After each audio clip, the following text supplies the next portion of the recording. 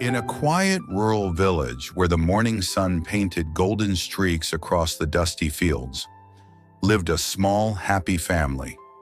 A young boy, his little sister, and their loving parents. Life was simple, filled with laughter, school books, and evenings spent drawing shapes in the dirt with sticks. The boy, only 9, already had a spark of talent in his hands.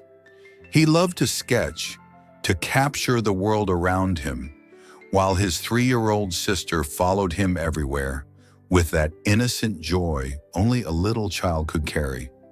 But fate doesn't ask for permission. One cold morning, everything changed. Their parents, the anchors of their tiny world, were taken from them in a tragic car accident. No warnings, no goodbyes, just silence, and the crushing weight of emptiness. With no known relatives to turn to, the boy found himself staring at the world with fear, clutching his sister's tiny hand, promising himself he would protect her no matter what. At just 9 years old, he became a parent, a guardian, a fighter. To keep food on the table, or rather a few scraps on the ground, he did anything he could, shoes shining on street corners, carrying heavy bags at markets, scrubbing dishes behind tea stalls. No job was too small, no hardship was too much. Every coin he earned went toward feeding and sheltering his sister. But the world doesn't always reward effort with mercy. One day strangers came, social workers, neighbors. They said it was best for his sister, that she deserved a home, a real family.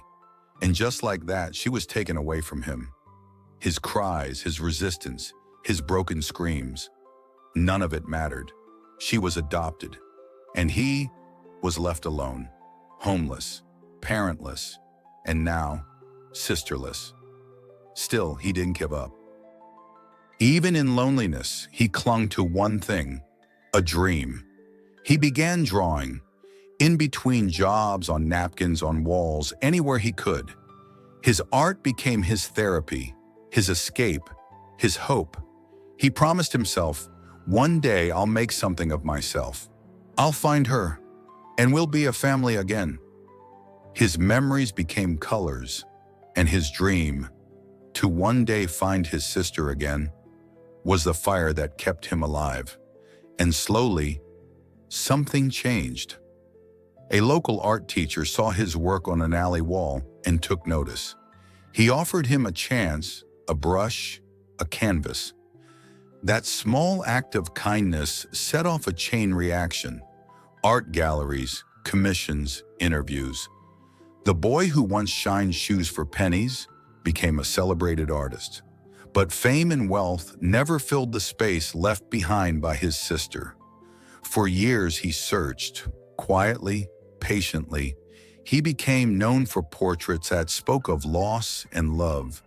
Galleries started showcasing his work. People saw beauty, but never knew the story behind it. Deep down, every painting still carried one message: I'll find you. One day at an exhibit, a young woman stood frozen in front of one painting. It was her. The same eyes, the same beauty he searched for years. He turned around, heart racing. She was right there. Grown up, strong, beautiful. Time had passed, but her eyes hadn't changed. After 2 decades, the promise had been kept. There, in the middle of that art studio, the two hugged tightly. Brother and sister, now adults, broken and healed all at once. He took one last canvas and began to paint.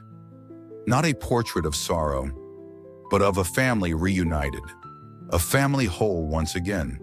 Because some bonds, no matter how cruel life becomes, are never broken.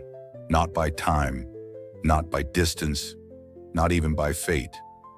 You see, some stories aren't just about success, they're about surviving what was meant to break you, and still choosing to create beauty. Because sometimes the greatest masterpiece isn't what you paint, It's what you keep holding on to.